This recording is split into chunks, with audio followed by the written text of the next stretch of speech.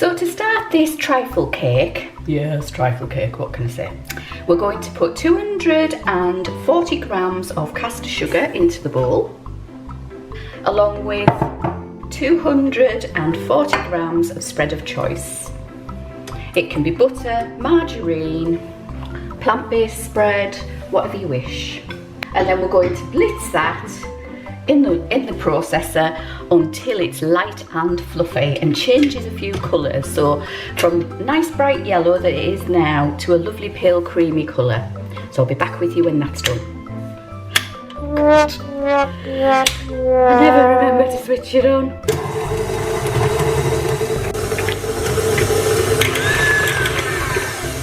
Okay, once your mixture has been creamed until it's light and fluffy, it's time to add your eggs. And there are 4 eggs to add, so I'm going to add these one at a time and make sure they're incorporated fully before I add the next egg. So I'll get on with that for now. Okay, so that's my fourth and final egg gone in there. And as you can see, it is slightly separated. Don't worry about it, it'll come back together in a moment. So I'm going to add 2 teaspoons of vanilla essence, okay? So, or vanilla extract, whichever, or you can eyeball it and put more in if you wish. This is just to enhance the flavour of the custard powder that I'm going to put in a moment. So just quickly whiz that in. And when that's in, we're going to take it off the mixer. Now we add 250 grams of self-raising flour and 50 grams of the original Bird's custard powder. Not the instant variety, please, that won't work. We need the actual custard powder that you make with milk and sugar in it. Okay, and we're going to sieve this into our egg, butter and sugar mixture to get rid of all the lumps that are in there and to keep our cake nice and light and fluffy. Now then, let's see, pop that in, give it a bang, pop it to one side for a moment. Get it everywhere, as ever. Wouldn't be baking if you didn't get it everywhere. And then just fold it in a little bit at a time. Just keep going gently. And by fold, I mean go around and through, around and through, over, around and through. Don't give it welly like that until you get it all incorporated. And if you do, make sure you do it for very long. That releases all the gluten and makes your cake tough, which we don't want. We don't want tough cakes. No. So as you can see here, it's just about in. So what we're going to do now is add some buttermilk. So we've got 90 grams of buttermilk here, which I'm going to pop in. A very similar cake to this one, but it's a layer cake I did recently, is my rhubarb layer cake, rhubarb and custard layer cake. I'll link that in the description box below for you because that's just as good. Okay, so as you can see, I'm just going round and folding over. Now this is ready to put in a prepared tin. So I've prepared a large 9 by 13 tin, which I'm going to pop all this into. And we're going to stick this in an oven, gas mark 5, for about 40 minutes until it's cooked. When a skewer comes out, it will come out clean. So we'll be back when that is done. So the next part of the recipe is pretty straightforward. It's a bit like an American pork cake, if you will. We need 1 sachet of Hartley's sugar-free jelly crystals. So we're going to take 1 of those.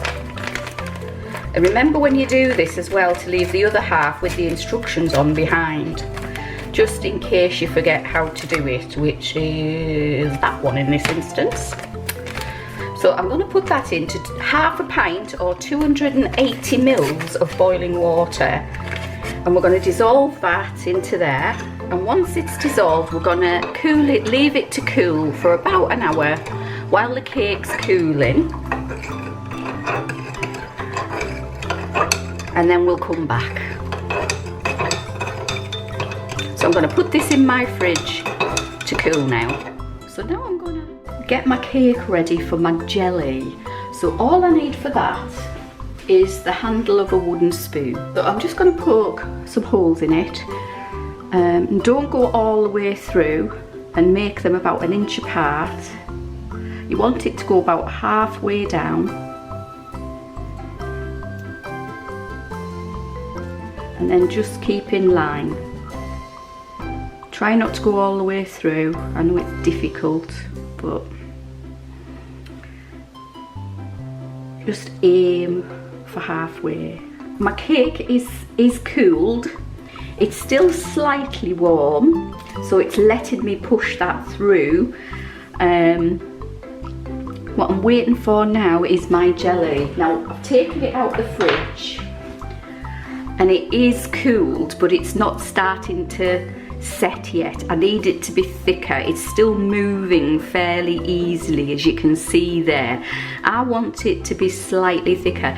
Reason being is if I pour it in now, all it's going to do is soak right through the cake. I don't want it to do that. I want it to stick in these holes.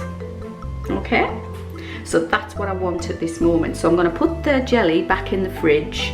I'm going to leave this as is for now, and we'll come back to that in a minute. I've just come back. I left it another 20 minutes and it nearly set, this jelly. So I'm going to pour it over my cake now, and I'm going to do it slowly by individually pouring it into these holes as well. Otherwise it may not get in the holes, and I do want it to go in the holes. So let's see how we get on. So I need it all over. Do that. We need to encourage it to go in the holes, guys. So, and it's still, you know, runny enough to actually do what it needs to do, which is good. If you don't think it is when you come to it, because it does run off, it does go quite quickly. This 5 minutes ago it was fine, now it's not. Then put a little bit of warm water in and it'll sort it out for you.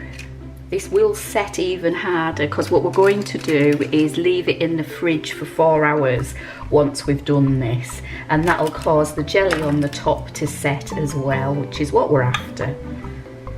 So just give it a good spread. As you can see, that 280 mils has done the whole cake. So there we go.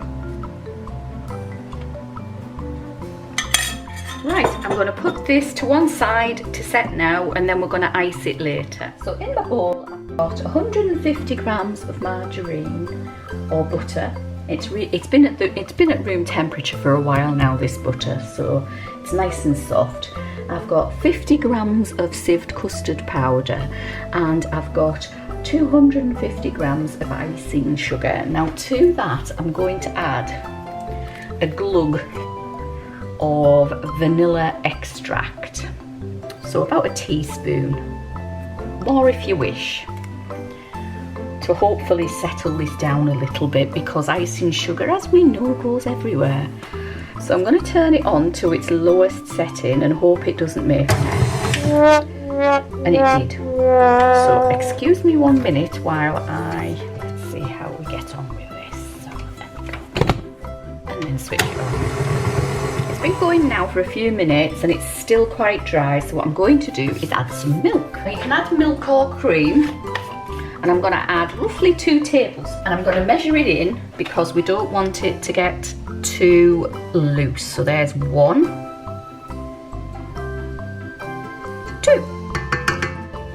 and hopefully that'll bring it together. And now we just need to cream that until it's a lovely light texture. Isn't it amazing what a bit of fluid can do? So now it's time to ice my cake. I've taken it out the fridge, and as you can see, it's well set. So all I'm going to do now is put our icing on that I've just made, and this is our custard icing. It's lovely and smooth now, so I'm going to hopefully, if I can, get little blobs of it and put it on top. and then spread it out.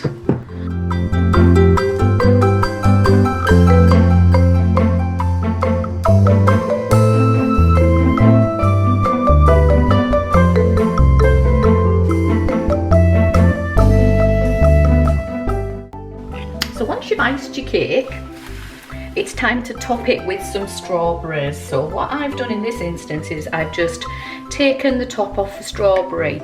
I'm just going to lay them across to discern a portion basically. So there's 1, 2, 3, 4.